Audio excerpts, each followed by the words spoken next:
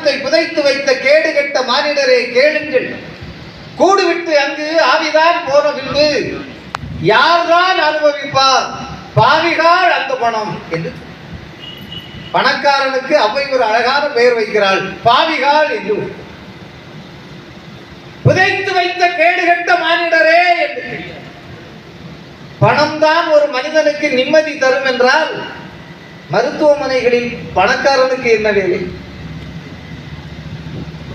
பணம் நிம்மதியை தரவில்லை. பதவி நிம்மதியை தந்ததா?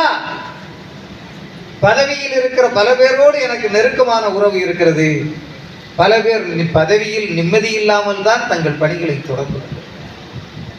பணத்திலும் நிம்மதி இல்லை, பதவியிலும் நிம்மதி இல்லை, படுக்கையில் உறக்கத்தில் நிம்மதி இருக்கிறதா என்றால், பணம் இருந்தால் விலை உயர்ந்த தேக்கு மரத்தில் கட்டில் செய்யலாம், குஷன் பெட்டு செய்யலாம். ஆனால் உறக்கத்தை விலை கொடுத்து வாங்க முடியுமா? யாருக்கு படுத்தவுடனே உறக்கம் வரும்? மனதளவில் எவன் ஒருவன் நிம்மதியாக இருக்கிறானோ அவன் கண்மூடினால் உறக்கம். நகரத்தில் பல பேர் உறக்கமில்லாமல் தான் உருண்டு புரண்டு இரவை கழித்துக் கொண்டிருக்கிறார்கள். எனக்கு தெரிஞ்சு நடுராத்திரி எந்திரிச்சு உட்கார்ந்துக்கிட்டு பழைய தினத்தந்தி பேப்பர் படிக்கிறவங்களெல்லாம் நான் பார்த்தேன்.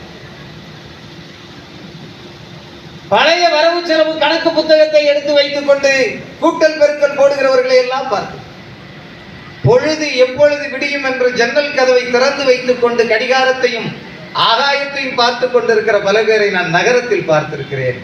8 மணி 10 மணி ஆன பிறகும் அதிகாலையில் எழும்ப மனமில்லாமல் கிராமத்திலே உருண்டு புரண்டு படுத்துக் கொண்டிருக்கிறவர்களையும் நான் பார்த்தேன்.